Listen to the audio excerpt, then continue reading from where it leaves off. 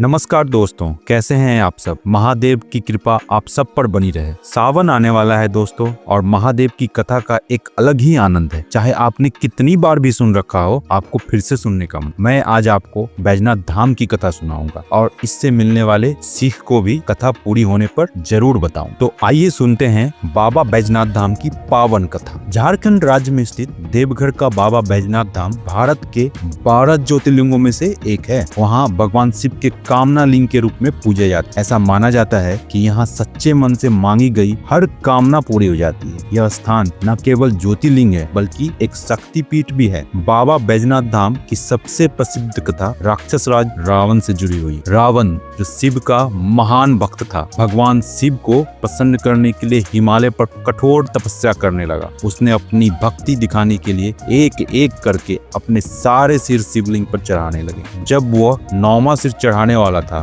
तभी भगवान शिव वहां प्रकट हो गए। रावण की घोर तपस्या से भगवान शिव भोले हैं और वो प्रसन्न हो गए। भगवान शिव ने उसे वरदान दे दिया। रावण ने उनसे अनुरोध किया कि वो कामना लिंग को लंका ले जाना चाहता है ताकि वो वहां उनकी पूजा कर सके। शिव ने यह वरदान भी दे दिया, लेकिन एक शर्त रखी। अगर रास्ते में उसने शिवलिंग को कहीं भी जमीन पर रख दिया तो वो वहीं अस्थायी रूप से स्थापित हो जाएंगे। रावण शिवलिंग को लेकर लंका की ओर रवाना हुआ। रास्ते में जब वो झारखंड के देवघर क्षेत्र से गुजर रहा था तो उसे लघु शंका महसूस हुई। उसने पास ही में एक चरवाहे बैजू से कहा, क्योंकि वहां पे और कोई नहीं दिखा, तो उसने उसे बुलाया और कहा कुछ देर के लिए शिवलिंग को अपने हाथों में पकड़े, लेकिन जमीन पर नहीं रखे। बैजू ने रावण से कहा कि तुम ज्यादा देर करोगे तो मैं इसे रखकर चला जाऊंगा। तो रावण ने बोला ठीक है, मैं जल्दी आऊंगा। बैजू ने शिवलिंग को हाथ में लिया, लेकिन रावण के देरी करने पर उसने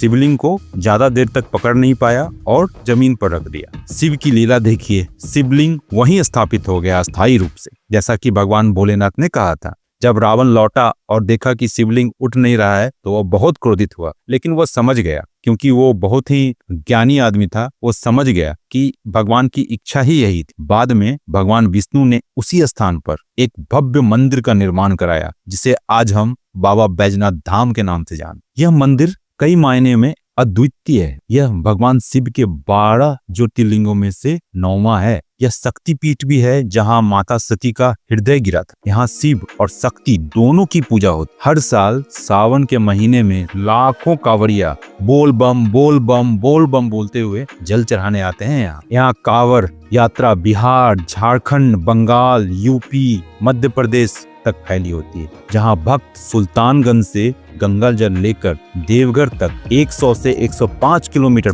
पैदल चलकर आते। पैरों में छाले पड़ जाते हैं, लेकिन बाबा की भक्ति ऐसी है कि लोग मानते नहीं है बात। कहा जाता है कि यहाँ सच्चे मन से मांगी गई हर इच्छा, हर कामना बाबा पूरी कर देते हैं। कई भक्तों ने तो यहाँ रोग से मुक्ति पाई है। कईयों ने जीवन की दिशा बदल ली। ये मंदिर सिर्फ ईंट पत्थर से बना हुआ भवन नहीं है, बल्कि श्रद्धा का वो केंद्र है जहाँ आप प्रवेश करेंगे तो ऐसा पाएंगे कि और कोई नहीं है यहाँ, बस आप और बाबा। सब दूरियां मिट जाती हैं भगवान और भक्त के बीच। बाबा बैजनाथ धाम की यह कथा हमें कई बातें सिखाती है। पहली बात, अहंकार का त्याग करना चाहिए। रावण की शक्ति और भक्ति के बावजूद उसका अहंकार उसका पतन बना। भगवान शिव ने यह दिखाया कि भक्ति में विनम्रता बहुत जरूरी है, नहीं तो कुछ नहीं मिलेगा। नियमों का सम्मान, भगवान शिव की शर्त का पालन न करना रावण की भूल थी। यह हमें सिखाता है कि चाहे हम कितनी भी तपस्या कर लें, कितना भी बलवान हो, ईश्वर के नियमों का पालन जरूरी है। ईश्वर की लीला अपरंपार होती है। शिवलिंग का देवघर में स्थापित हो जाना